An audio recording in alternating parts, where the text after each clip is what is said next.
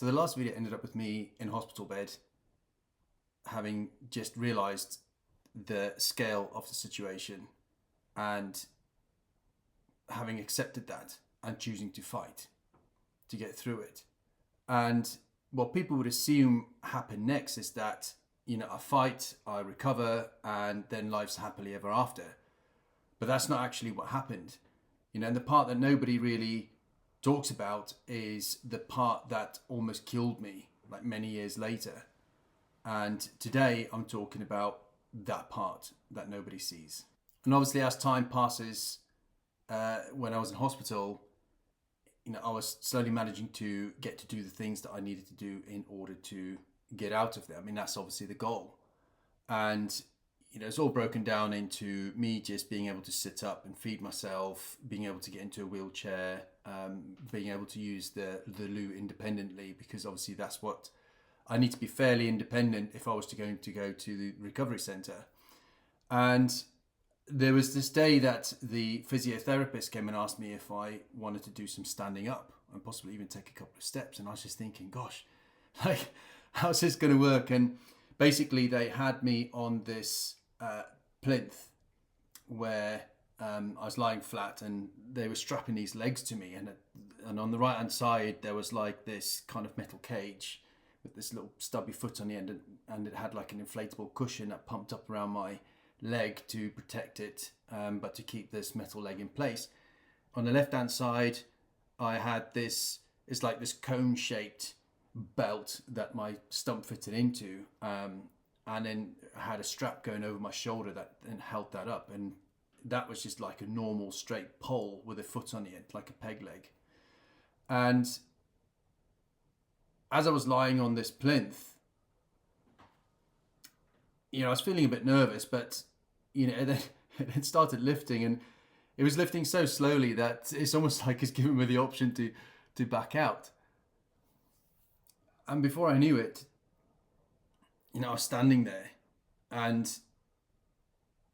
I remember just thinking, gosh, like, no way, like, this is unreal. Like 3.5 weeks ago, I was blown up, I was practically dead, and here I am now, and I'm standing again. And I just remember I had to concentrate to try and take that first step. And I took that first step, and I tried to just move the leg along the floor, and I managed to do that. And the next one was even harder. I've got like a small little leg that's trying to move a big lever, and, I was just sweating everywhere, and I managed to move that. And, I was only really meant to take like a couple of steps, but before I knew it, I was like halfway across the room. This is what recovery looks like from the outside. And it was real. And it kind of makes what comes next even more confusing. So now I've managed to do everything that I needed to do. I was able to leave the hospital and go to Headley Court. So 1st of December 2009, drove down to Surrey, and we turned up at this big sort of old manor home type place. And as I approached the gates, there was a guard room, and this barrier, and it just brought these butterflies into my stomach, because it felt like going back to some kind of basic training camp again. And the minute I got to the front door, I had one of the liaison officers there asking me if I wanted to go and meet Ozzy and Sharon Osbourne, which is like really random, but they were there for the day, seeing everybody there, and they were in the day room, and of course I was well up for that. But the place in itself is amazing. As I was going through, it just had everything there. You had sort of your hydro pools, your physiotherapy departments, you had prosthetics departments where you've got all sorts of limbs and stuff that's being made there. You had like a wheelchair department, you name it, occupational therapy, everything was there. And it was an absolutely fascinating place, and probably at the height of medical kind of technology and methods and whatever else. And the reason why it worked so well was because it was such a safe, controlled, hospital-like environment. Everything was laid out, everything was to hand, everyone was on site. You get fed, you get watered, that kind of thing. And it was constantly busy. I was constantly distracted. I was constantly, involved with various different activities, whether it's working with my own team of people that were assigned to me to help me recover. But I was also surrounded by a lot of people in the same boat. And at a place like this, it definitely seems that everything's possible. And it creates this sense of belonging because there are a lot of people like me. And with all of this stuff going on and being so busy, there's no real time to reflect on the scale of what's actually happened and the permanence of the situation. And to be honest, I didn't really feel that I needed to. The routine at Headley Court was very much, I'd be there for 4 weeks and then I get to go home for 3 weeks to essentially rest up from the time at Headley, because it was pretty intense. At home, there was very much a slower pace of life and nothing was adapted. And I remember the first time I went back, it was a real gut punch, because the last time I was there, I was able-bodied, I was fit, I was healthy. I still had my whole future ahead of me. I was out, taking a dog for a walk with Sadie, out, going for coffees and, cycling and running and stuff like that. And now, it's the complete opposite. I'm disabled, I'm in a lot of pain, and completely dependent on everybody around me. And, where I lived at the time was a second floor flat, and it wasn't adapted at all. There's no way, there was no disabled access, no lifts. So we couldn't stay there. And we ended up moving into my mother-in-law's lounge. And, this was like a mid-terraced house, and, Sadie's brother and sister were still living there. They were still quite young, and the house wasn't rigged up for a wheelchair. So there was a big step to get in, and often I'd have to be like tipped in the chair to get in, or I'd have to get out of the chair so then get the chair into the house. And then once I was in the house, bearing in mind I couldn't use my hands because they were all still wrapped up, I only really had access to the kitchen and the lounge and just about the toilet downstairs. So it's almost like being in lockdown to some degree, or like in isolation to some degree. We stayed there for about 6 months before we finally managed to get the keys for our new place, our new home, in 2010, and we managed to move in there. But the other thing that really stood out to me was how people treated me when I went back home. I was still very much the first kind of person they came across who was injured on a tour of duty, but also really the only person I could see around that had these types of injuries. So I kind of stood out a lot, and it did bring some unwanted attention at times. Some people would pretend like not to notice, and you could see they're trying so hard to either not look or to not say anything or whatever. And that kind of made it awkward. And other people just didn't really know what to say. They didn't know how to behave around me. And again, it was just brought a lot of awkwardness. And then you did get some people who'd make some jokes, or I don't know, who'd offer to buy a drink or whatever. So, it's very interesting because no one really knew how to handle this. I think the thing that really got to me the most at the time was, I'll be out with my family, for example, with Sadie and everybody else, and people would feel that they can just barge in to our family time and just ask me my life story and what's happened and why I'm like this and all that kind of stuff, like I was some kind of entertainment piece. And that was pretty frustrating. And there was another occasion where I was in my chair in a restaurant, and obviously slightly blocking away, and rather than just being asked to move, somebody literally just moved me, which again is just like, I'm not an object. And another time I was out with my friends, and I could see there was a lady who was just staring at me, and it made me feel pretty awkward. And she was obviously speaking to her husband, and then the next thing I knew, he came over and he just said that he just wanted to tell me that his wife wanted to tell me that she felt very sorry for me. And I was pretty offended, like I've got some kind of infectious disease that meant that she couldn't come and speak to me herself. But I've got to be fair here, because it's okay to be unsure, and like I said, this situation is new for a lot of people, but all you kind of have to do is just ask. and that way we can kind of work things out together, you know. And I'll be more than happy to tell people if they wanted to know something, but just at least just be polite and treat me like a human rather than just some kind of object.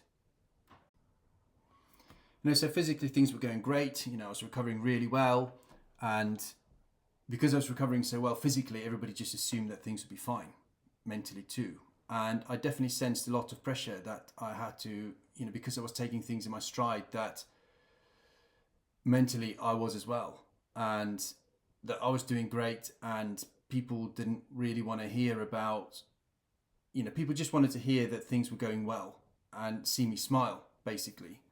And I also didn't want to let people down by kind of telling them truly how things were and how I was feeling. At times when I went home, you know, I've not seen Sadie for a few weeks, so obviously I would want to spend some time, but then I would just be absolutely knackered from, I mean, Headley Court was intense. And that just added more pressure. And my solution really was just to kind of not mention anything, keep it inside, and just assume that it's all going to pass eventually. Surely not. But the reason why I didn't really want to ask for help was, it's very much, I guess, the military angle. You know, in the military, we have to perform. You can't really show any signs of weakness, because obviously signs of weakness, you could potentially lead to some kind of jeopardy or whatever. So there's very much a culture of people struggling, potentially being singled out. And in that kind of environment, like, why would anybody want to ask for help or admit that they need it? And it isn't just the military. And I think generally people don't like asking for help or admitting they need help, especially in men. That would also explain why the suicide rate in men is what it is at the moment. You know, now the losses and things are starting to stack up. You know, it's not just, you know, my career and hobbies and ambitions and, you know, home, but it's some of the relationships that fell by the wayside because people didn't really know how to handle it. So some people just stayed away and never even bothered, you know. But my identity, my purpose, you know, I'm no longer the man of the house. And, you know, Sadie's now having to fulfill my role as well as hers. With that, you know, she had to be a wife, she had to be a carer, she had to be running the house. She was also studying at the time. And, you know, we've only been married for 5 months when I was injured. So this was massive. And there was no book that taught us or that we could use as a guideline on how to deal with these things. So, you know, I really do admire her for the courage and she showed and how steadfast she was. You know, so with all of this, you know, I've become the thing I feared the most. Dependent, weak, vulnerable, fragile, and unable. You know, I couldn't even make a cup of tea, for goodness sake. So with all of this came a tremendous amount of guilt. You know, guilt that Sadie was having to carry all of this extra weight and pick up the slack. Guilt because the lads were still out in Afghanistan and, you know, facing the difficult times. And, you know, I was keeping up with the news, of course, and there was just too many articles coming through of people who've been either killed or injured. And I just always had this thought of, you know, perhaps if I was there, you know, maybe I would have spotted something. Maybe there would have been something that I would have done or could have helped with that maybe would have changed that situation or the outcome of that situation. And I felt bad because I just felt like I was a burden to everybody else. You know, I didn't, you know, I'm no longer what people knew me to be or what they expected me to be. And neither am I what I wanted to be for them. And that came with a lot of guilt too. I just had this victim mindset that kicked in because I was angry, and I was angry for what was taken away from me. And I felt that, you know, the world owed me for what I'd lost, and that somehow it was, you know, the world or whatever that had to put this right. And at times I genuinely prayed and asked God if he could just grow my legs back so that I could get back to what I had. And with this, I found myself on this kind of like cycle of change, which is basically like 5 stages. First, it's like the loss. then it goes into doubt, then there's like acceptance, then understanding, and then finally, once you've got the understanding of your new situation, you can then go into moving forward. And I've been through the loss part already, and the feelings of that was bearing down, and I wasn't really doing anything about them, so it just became heavier and heavier. And then there was the doubt, and it's when the doubt kicked in that I started losing sight of a solution or even a possible solution, and I started sidetracking further and further into negativity. Loss and grief then became depression, frustration, and anger, and the questions, the victim mindset questions, why me? What have I done to deserve this? Like, when and how is this going to end? Like, this is not fair, that kind of stuff. And, the reason why I didn't really act on any of this to try and make it better is because, I didn't really want to see counseling. I thought that being this kind of like soldier, man, whatever, I've got this, that I could do this on my own. And, going to counseling would be weak, and that in time, I'll just get used to this and I'll be able to move on. But really all that was just the can being kicked down the road. But as well as it being kicked down the road, it was gathering dirt, and it was just becoming heavier and heavier. Each time I go back to Headley, it would just be this bubble that was created, this very controlled, safe environment with that sense of belonging. And it was a place for me to get away from this new reality. And later on in 2010, the news came that Sadie was pregnant, which was amazing news. With this, I was really hoping that I'd rediscover my purpose again through fatherhood. So from the outside, everything looked like it was going really well. We got a new home, I was walking again, and we got baby on the way. But really underneath of it all, nothing was actually being dealt with. That can was still just being kicked down the road. And it'd actually be years before that caught up with me. And when it did, it nearly ended me.